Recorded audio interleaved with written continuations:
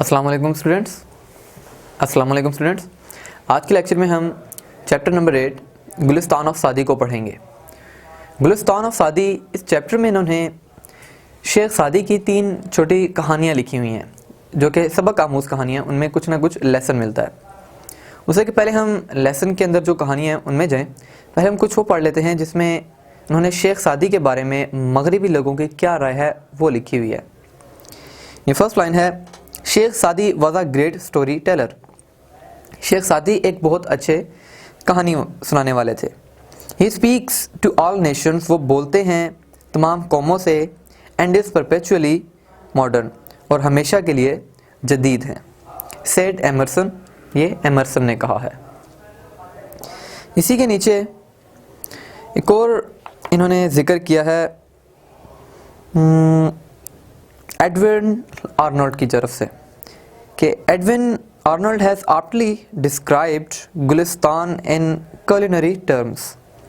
Edwin Arnold ने एक मौजू तौर पर गुलिस्तान को बयान किया है कुछ घर के किचन से रिलेटेड हवाले दे के। एज एन इंटेलेक्चुअल पिलाफ, एक समझदार पिलाव के तौर पर।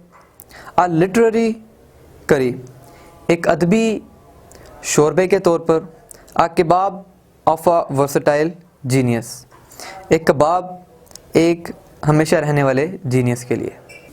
अब एडविन आर्नल्ड वो शेख सादी के बारे में क्या कहते हैं, उन्होंने कुछ कुलिनरी अंदाज में वो कुलिनरी हवाले दे के बयान किया है, मतलब जो किचन के कामों से रिलेटेड हों। तो वो कहते हैं कि ये एक इंटेलेक्चुअल पिलाफ हैं, एक समझदार पिलाव की तरह हैं। आ लिटरेरी करी, एक अदबी शोरबे की तरह हैं। And a kebab of a versatile genius, और एक जीनियस कबाब हैं जो कि हमागीर हैं, एक हमागीर जीनियस कबाब हैं। ये शेख सादी की उन्होंने कुछ तारीफ़ें की हैं कुछ किचन की चीज़ों के हवाले दे के। अब आगे हम लेसन्स की तरफ आते हैं जो कि चैप्टर के अंदर उन्होंने डिस्कस किए हैं। क्या स्टोरीज थी, ये छोटे छोटे पैराबल्स हैं। पहली जो स्टोरी 1 है उसमें एक बादशाह का, एक ईरानी ग़ुलाम का और एक सिपाही का जिक्र है। ये 3 कैरेक्टर्स हैं इसके अंदर। कहानी कुछ इस तरह है कि सारे लोग एक कश्ती पर बैठ के कहीं जा रहे थे, समंदर में थे। अचानक से कश्ती जो है वो एक तूफ़ान में जाके घिर गई, तो जो कश्ती थी वो हिचकोले खाना शुरू हो गई। सारे लोग जो थे वो थोड़ा इनकन्वीनियंट फील कर रहे थे, लेकिन उनमें एक ग़ुलाम था जो कि पर्शियन ग़ुलाम था, एक ईरानी ग़ुलाम था। वो बहुत ज़्यादा ही घबरा गया, उसने चीखें मारना शुरू कर दी, वो बहुत ज़्यादा रोना धोना शुरू कर दिया, कांपना शुरू कर दिया।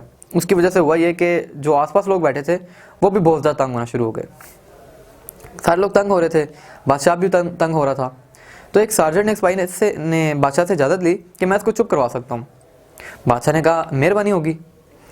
तो सार्जेंट ने दूसरों को हुक्म दिया कि इसको उठा के कश्ती के बाहर फेंक दो। उन्होंने उस गुलाम को उठाया और जो ऊंची ऊंची लहरें थी समुद्र में, कश्ती से बाहर फेंक दिया। जब वो डूबने लगा फिर उसको दोबारा पकड़ के अंदर ले आए कश्ती के। अब जब उसको समुद्र से निकाल के कश्ती में बिठाया तो वो एक कोने में दुबक के चुप करके बैठ गया, फिर उसने आवाज़ नहीं निकाली। सबक ये था कि हमारे पास जो चीज़ होती है हमें उसकी कदर नहीं आती, जब वो चली जाती है तो फिर हमें पता चलता है। अब उसको कश्ती में बैठे हुए पता नहीं चल रहा कि वो एक महफूज जगह पे है। जब वो समंदर में गया फिर उसको पता चला कि कश्ती कितनी महफूज जगह थी, फिर उसको उस कश्ती की कदर का अंदाज़ा हुआ। जब दोबारा वो कश्ती में आया तो फिर चुप करके बैठ गया। एक अच्छा सबक था, एक छोटी कहानी थी शेख सादी की। दूसरी जो इसमें कहानी इन्होंने पकड़ी है वो एक बादशाह, ईरानी बादशाह था नुशरवान। अब नुशरवान जो है, एक बताया गया कि एक बहुत ही इंसाफ पसंद, एक अच्छा बादशाह था। एक बार कहीं वो एक हिरन भून रहे थे तो उसने एक लड़के को भेजा जाके नमक ले आओ, साथ वाले का उससे कहीं। वो गया जाके नमक ले आया। जब नमक लेकर आया तो बादशाह ने पूछा कि आपने इसकी कीमत अदा की है? तो उसने कहा नहीं। इस चीज़ पर बादशाह ने फिर उनको थोड़ा एक सबक दिया, एक तकरीर सी कह लें। उसने कहा कि हमेशा जो बुराई होती है उसकी शुरुआत बहुत छोटी ही होती है। कि अभी तो उनको यह है कि जी छोटे से नमक ये खैर है, कितना खर्चा होगा, लेकिन अगर सारों को आदत पड़ गई बादशाह के नाम पे मुफ्त लेने की तो फिर ये काम जो है बुराई इस तरह बढ़ती जाएगी। कहता है अगर मैं कहीं से एक सेब तोड़ लूँगा तो जो मेरे ग़ुलाम होंगे, जो मेरे फ़ौजी होंगे, वो जाके पूरे के पूरे बाग ही उखाड़ लेंगे। तो मैं कहीं एक अंडा लूँगा तो वो सारी मुर्गियाँ ही हड़प कर जाएंगे। इसलिए कि बेहतर ही है कि जो बुराई है उसको शुरू में ही दबा दिया जाए। इसलिए उसने लड़के को हिदायत की कि वो जाके नमक के पैसे देकर आए। एक अच्छा सबक था कि चाहे बुराई छोटी ही क्यों ना हो, बुराई बुराई है, उसको शुरू में ही दबा दिया जाए, मार दिया जाए, बेहतर है उससे कि पहले वो बढ़े। दुनिया में बुराई की शुरुआत छोटी ही थी, आहिस्ता आहिस्ता वो बढ़ी है। अब स्टोरी नंबर 3 एक बादशाह की है और बीच में एक लड़के का जिक्र किया गया। कहानी कुछ इस तरह के, जो बादशाह था उसको कोई बीमारी हो जाती है और सारे उसका इलाज ढूंढने की कोशिश कर रहे होते हैं, लेकिन सारे उम्मीद हार जाते हैं, इलाज नहीं हो रहा होता उसका, ठीक नहीं हो पा रहा होता। तबीब होते हैं, उनको भी, फिजिशियंस को कोई इलाज नहीं मिल रहा होता। तो वो टरकाने के लिए या जो भी, उन्होंने बादशाह को कहा कि भी आपका इलाज हो सकता है अगर एक आप इस तरह का लड़का लें जिसमें उन्होंने कुछ खुसूसियात बता दी कि वो ऐसे ऐसे दिखता हो, ठीक है, तो उसके पित्ते से आपका इलाज हो जाएगा, उसके बाई से आपका इलाज हो सकता है। उन्होंने इस तरह एक कंडीशन रख दी। अब करनी कुछ ऐसी हुई कि जो सारे सिपाही थे वो ढूंढने लगे कैसे लड़के को। उनको वाकई में उस तरह का एक लड़का मिल गया। एक किसान का बेटा था, जो जिस तरह फिजिशियंस ने बताया था कि ऐसी ऐसी खुसूसियात हो, उस लड़के में वो तमाम खुसूसियात थी। अब बात ये थी कि उसको मारना पड़ेगा, उसके पित्ते से इलाज करना है। तो उसने काजी से भी इजाज़त लेनी थी, उसके पेरेंट्स से भी, माँ बाप से भी इजाज़त लेनी थी।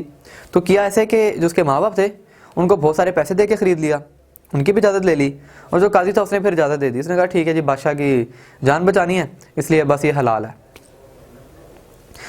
अब सारे जब जमा थे, अब लड़के को ज़िबा करने का वक्त था, तो उन्होंने देखा कि जो लड़का है जब उसको पकड़ा हुआ है, जब ज़िबा करने लगे तो वो आसमान की तरफ मुंह करके मुस्कुराया। तो बादशाह को इस चीज़ से बड़ा तजस्सुस हुआ, he was very curious, so he went to the boy and ask why are you laughing, तुम्हारी जान जाने वाली है, यू आर लाफिंग। तो लड़के ने कुछ बातें की। वो कहता है कि जी पेरेंट्स से, कि जिनसे हर शख्स एक आसरा ढूंढता है, जिनसे मोहब्बत की तलाश होती है, उन्होंने ही मुझे एक दुनिया के कचरे के लिए बेच दिया है, लालची लोग। फिर उसने कहा काजी होता है जिसके पास लोग उम्मीद करते हैं कि वो हमें इंसाफ दिलाएगा, कि उसका एक काम है, ठीक है। उसने भी कह दिया ठीक है जी, मार दो उसको। तो फिर जो बादशाह है उसकी जान बचाने के लिए सारा कुछ कर रहे हैं ये। कह रहा मुझे ये तो पता चल गया दुनिया में तो कोई मेरा नहीं है जो मेरी मदद करे। अब एक बादशाह के जुल्म से बचने के लिए मेरे पास सिर्फ खुदा की पनाही है, क्या मैं सिर्फ खुदा से ही मदद तलब कर सकता हूँ? तो इसलिए मैं आसमान की तरफ देख के मुस्कुरा रहा था, खुदा की तरफ देख के। बादशाह को सुन के बड़ी शर्मिंदगी होती है कि वो कितना बड़ा गुनाह करने जा रहा था। वो अपनी जान बचाने के लिए अपनी खुदगर्जी के चक्कर में एक मासूम की जान लेने वाला था।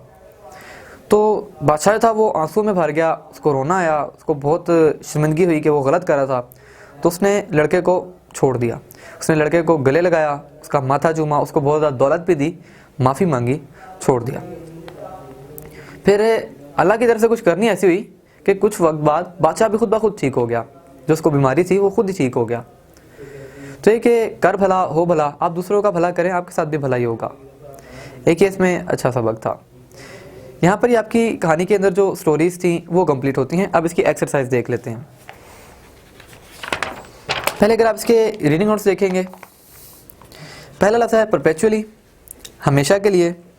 पैराबल, पैराबल कहते हैं छोटी कहानियाँ जिनसे कोई सबक मिलता हो। एप्रिशिएटेड, सराहना। कुलिनरी मतलब कुकिंग से या किचन से रिलेटेड। वर्सटाइल, वर्सटाइल कहते हैं हमागीर, जिसके एक से ज़्यादा इस्तेमाल हों, एक आफाकी हो। कैलेमिटी, आफत। टॉसिंग, जो कश्ती थी उसके बारे में कि जो बोट इट स्टार्टेड टॉसिंग, मतलब कि उसने शेकिंग, हिचकोले खाना शुरू कर दिया था, हिलना शुरू कर दिया। इनकन्वीनियंट, इनकन्वीनियंट जिसमें आप बेसुकून नहीं महसूस करें, परेशानी महसूस करें। पैसिफाई, पुरसुकून। अफेक्शन, हमदर्दी। एफ्लिक्ट्स, कॉजेज बॉडीली और मेंटल ट्रबल। एफ्लिक्ट से मुराद है जिस्मानी या जहनी परेशानी, तनाव भी कह सकते हैं। ट्रिफलिंग, ट्रिफलिंग का मतलब है एक आम मामूली छोटी सी चीज़। टायरेंट, जालिम। ब्रूटैलिटी, जुल्म या बर्बरियत। ये आपके रीडिंग नोट्स है जो कि एमसीक्यूज में आते हैं। इसके अलावा आगे आपको एक्सरसाइज में जो मल्टीपल चॉइस क्वेश्चन दिए हैं ये भी आपके पेपर के अंदर एमसीक्यूज के अंदर ऐड होते हैं। ये जो थे आपके सिनोनिम्स थे। अब आगे वो आपके चैप्टर के अंदर से कुछ उन्होंने पॉइंट्स पकड़े हैं। पहला है the slave had never experienced any. जो पहली कहानी में था गुलाम, उसने कभी किस चीज़ का सामना नहीं किया था, कभी उसने किसी कैलेमिटी का, किसी आफत का सामना नहीं किया था। इस वजह से जब कश्ती हिचकोले खाना शुरू हुई तो वो बहुत ज़्यादा घबरा गया और उसने रोना धोना शुरू कर दिया। The boat started tossing means that the boat जो है उसने टॉसिंग शुरू कर दी। इसका क्या मतलब है कि जो कश्ती है वो पीसफुल रही, उसने उड़ना शुरू कर दिया, डूब गई, या फिर वो शेकिंग शुरू हो गई, उसने हिलना शुरू कर दिया। इसका सी बनेगा started shaking. The slave began to cry and tremble. गुलाम ने रोना और कांपना शुरू कर दिया। In the joy of getting a reward, इनाम मिलने की खुशी में। In the fear of being drowned, डूबने के डर से। बाय सीइंग अदर्स क्राइंग, दूसरों को रोता हुआ देख के। By punishment inflicted by the king, या बादशाह की दी गई सजा की वजह से। अगर आपने कहानी सही से सुनी हो तो मैंने बताया था कि उसको डूबने का डर था। जब कश्ती, बाकी तो सारे खामोश ही बैठे हुए थे, बेशक वो थोड़े परेशान थे लेकिन खामोशी से बैठे हुए थे, लेकिन उसने कभी किसी कैलेमिटी का सामना नहीं किया था। So he started crying and trembling, जिससे दूसरे भी परेशान हो रहे थे। तो in the fear of being drowned the slave began to cry and tremble. The slave was thrown into water. जो गुलाम था उसको पानी में फेंका गया। क्यों? मछली पकड़ने के लिए, to catch a fish, to drink water, पानी पीने के लिए समुद्र में फेंका गया। To experience the true danger of life, ताकि वो ज़िंदगी के असल ख़तरे का सामना कर सके। या टू स्विम, या फिर तैरने के लिए। ऑब्वियसली सी जवाब है इसका कि उसको उठा के इसलिए कश्ती से बाहर फेंका गया ताकि वो असल ख़तरे का सामना करे, उसको पता चले कि कश्ती कितनी महफूज जगह है। Who was नशिरवान? नशिरवान कौन था? आ पर्शियन किंग, एक ईरानी बादशाह। The king was famous for his, जो ये बादशाह है किस चीज़ के लिए मशहूर था? He was famous for his justice, अपने इंसाफ के लिए। इसका आंसर है बी। इसीलिए तो उसने लड़के को भेजा कि जाके फ़ौरन नमक की कीमत अदा करके आओ, कि हम बुराई को शुरू नहीं होने दे सकते कि सारे फिर मुफ्त में माल उड़ाना शुरू कर दें। The foundation of operation was small in the world. जुल्म की बुनियाद दुनिया में छोटी थी। मीन्स, इसका क्या मतलब है? इसका मतलब ये है कि दुनिया में जो शुरुआत हुआ था जुल्म के बुराई का, वो पहले छोटी सी ही थी, फिर वो आहिस्ता आहिस्ता बड़ी है और इस लेवल पे आ गई कि पूरी दुनिया में फैल गई है। इसका जवाब डी बनता है, there was a little cruelty in the world, कि दुनिया में छोटी सी ही बुराई थी, छोटा सा ही जुल्म था। The king fell seriously ill and hopes of his recovery. बादशाह संजीदा तौर पे बीमार हो गया। And all hopes of his recovery, और उसके ठीक होने की तमाम उम्मीदें वेंट आउट ऑफ एग्जिस्टेंस। इसका जवाब भी बनेगा कि उसके इतनी भी उम्मीदें थी ठीक होने की, वो ख़त्म हो गई। For what purpose did the parents give consent to kill their son? किस मकसद के लिए वालिदैन ने बच्चे को कत्ल करने की इजाज़त दे दी? फॉर मनी, पैसों के लिए उन्होंने इजाज़त दे दी कि वो उनके बच्चे को कत्ल कर सकते हैं। On hearing the words of the boy the king could not control his. लड़के के लफ्ज़ सुन के बादशाह से क्या चीज़ कंट्रोल नहीं हुई? उसकी आर्मी, उसके लोग, उसकी हुकूमत, या उसके आंसू? उसके आंसू। ही स्टार्टेड क्राइंग, उसने लड़के को गले लगाया, उसका माथा चूमा। He even gave him a lot of wealth, उसने उसको बहुत ज़्यादा दौलत भी दी, और वो रोना शुरू हो गया था क्योंकि उसको अपनी गलती का एहसास हो गया था, वो शर्मिंदा था। The boy saved his life by praying to. लड़के ने अपनी जान बचाई किससे दुआ करके? काजी से, बादशाह से, वालिदैन से, या अल्लाह ताला से? उसने खुदा ताला से दुआ करके अपनी जान बचाई। ये आपके मल्टीपल चॉइस क्वेश्चन थे। अब इसके एक्सरसाइज की तरफ आ जाते हैं। क्वेश्चन 3 है, आंसर द फॉलोइंग क्वेश्चंस। ये आपके 15 चैप्टर में से 9 सवाल आने होते हैं, उनमें से आपने 6 करने होते हैं, तो उन्हीं के लिए हम आपके क्वेश्चन आंसर्स प्रिपेयर कर रहे हैं। 2 नंबर का एक सवाल होता है, ध्यान में रखिएगा।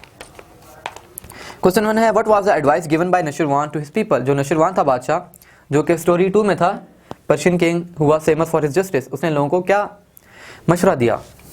उसने लोगों को कहा कि आपने बुराई नहीं करनी, जुल्म से दूर रहना है, चाहे एक काम छोटा सा ही क्यों ना हो, अगर वो गलत है तो वो गलत है, क्योंकि जो ऑपरेशन होता है, बुराई होती है, उसकी बुनियाद हमेशा छोटी सी ही होती है और वो आहिस्ता आहिस्ता बढ़ना शुरू हो जाती है। What was the remedy suggested by the physicians for the disease of the king? बादशाह की बीमारी के लिए जो फिजिशियंस थे, तबीब थे, उन्होंने क्या हल बताया? उन्होंने कहा कि आपको एक ऐसा लड़का हो जिसके अंदर कुछ मखसूस क्वालिटीज़ हों, ठीक है। They described a boy of certain qualities, ठीक है। तो उसके पित्ते से बादशाह की बीमारी का इलाज हो सकता है। ये इलाज बताया था तबीबों ने, फिजिशियंस ने। Why did the boy look to the sky and smile? लड़के ने आसमान की तरफ देख के हंसा क्यों, मुस्कुराया क्यों?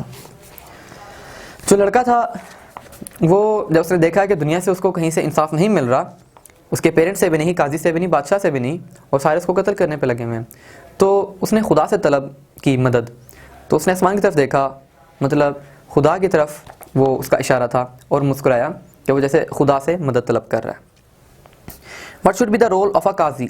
एक काजी का क्या रोल होना चाहिए? एक अच्छा इंपॉर्टेंट सवाल है। अब क्वेश्चन 4 आपका, ये मुल्तान बोर्ड में भी आ चुका है, रावलपिंडी में भी आ चुका है 2015 में। ये 2015 की बात हो रही है अभी पिछले बोर्ड में, और लाहौर बोर्ड में भी 2014 में ये आ चुका है। देखिए, एक काजी का क्या रोल होता है? एक काजी का काम ये होता है कि वो इंसाफ दे। जिस तरह आप हमारे जज हैं, पहले जब बादशाह था तो काजी हुआ करते थे। काजी का काम ये होता है कि जितने भी उसके पास, काजी का ये काम होता है कि उसके पास जितने भी केस हैं, जितने भी मामलात हैं, तो वो तमाम हक़ाइक़ को मद्देनज़र रखते हुए उनके उसूलों के मुताबिक और कवानीन के मुताबिक उनका फ़ैसला करें, ठीक है। इसका काम होता है इंसाफ पहुँचाना लोगों तक। जबकि इस स्टोरी में क्या इन्होंने बताया था कि जो काजी था उसने इंसाफ नहीं किया, उसने सिंपली बादशाह को राज़ी किया। क्वेश्चन 5 है, why did the king weep? जो बादशाह था वो रोया क्यों? लड़के ने जब उसको अपनी स्टोरी बताई कि कैसे उसके ऊपर जुल्म किया जा रहा है, तो बादशाह को अपनी गलती का एहसास हुआ, ठीक है, और वो बहुत ज़्यादा शर्मिंदा हुआ। He was really ashamed of himself कि कितना बड़ा जुल्म करने जा रहा था एक छोटे से लड़के पर। इस चीज़ पर he could not control his tears and he started weeping, और उसने रोना शुरू कर दिया। How did the king recover? अब बादशाह कैसे ठीक हुआ? जो बादशाह था, जब उसने लड़के को छोड़ दिया, उसने कहा ठीक है, अगर मैं मरता हूँ तो मर जाऊँ, लेकिन अब किसी मासूम की जान नहीं लेनी। तो कहानी से हमें यही सबक दिया गया, यही दिखाया गया है कि जब आप दूसरों के साथ भला करते हैं तो आपके साथ भी भला ही होता है। डू गुड हैव गुड, क्योंकि उसने खौफ खुदा में एक लड़के की जान बख्श दी, तो इसलिए खुदा को भी शायद उस पर तरस आ गया और खुदा ने उसको सेहत अता कर दी। यहाँ पे आपके क्वेश्चन आंसर्स कंप्लीट होते हैं। इसके बाद पंक्चुएशन है आपकी, जिसको अपने चैप्टर के अंदर से लाजमी रीड करना है। जिस अंदाज में आपको कोटेशन मार्क्स और कोमास और फुल स्टॉप लगाए गए हैं, आपने एग्जैक्ट वैसे ही इन पर अप्लाई करने हैं। इसके अलावा आपने चैप्टर की ट्रांसलेशन को लाजमी रीड करना है, ताकि जो छोटे मोटे पॉइंट्स मिसिंग हो वो भी आपके कंप्लीट हो जाएं। अब ये कि जो आपको एक्सरसाइज में क्वेश्चन करवाए गए हैं, लाजमी नहीं इन्हीं के अंदर से आए, चैप्टर के अंदर से भी क्वेश्चन बन सकते हैं। इसलिए जो मैंने आपको एक बार खुलासा बताया कंप्लीट स्टोरीज़ का, तो उनके अंदर पॉइंट लाजमी डिस्कस किया गया है। अगर आप में सेल्फ राइटिंग के स्किल्स हैं तो काफ़ी फ़ायदा रहेगा आपको। इसके लिए आप जो ग्रामर वाले लेक्चर्स हैं मेरे, उनको लाजमी पढ़िए, उसको लाजमी देखिए, सीखिए और सेल्फ राइटिंग की प्रैक्टिस कीजिए, ताकि आपको सवाल का अगर जवाब पता हो तो आप उसको खुद से लिख भी सकें। फॉर एग्जाम्पल, अगर एक सवाल ये बन जाए कि जो नशरवान था उसने क्या मिसालें दी थी। अब क्वेश्चन के अंदर कोई नहीं आया कि उसने मिसालें किस चीज़ की दी। उसने एक सेब की और एक वो अंडे की मिसाल दी थी, कि वो कहता कि अगर मैं अभी कहीं से एक मुफ्त सेब ले आऊँगा तो जो मेरे ग़ुलाम हैं, जो मेरी फ़ौज है, वो पूरे के पूरे बाग उखाड़ लाएगी, ठीक है। They will rip out the whole gardens. तो अगर आप में सेल्फ राइटिंग स्किल्स होंगे, आपको जवाब पता है, आप इसको खुद से लिख सकेंगे। आप एक बार चैप्टर की ट्रांसलेशन लाजमी पढ़ लीजिएगा। थैंक यू, अल्लाह हाफिज़।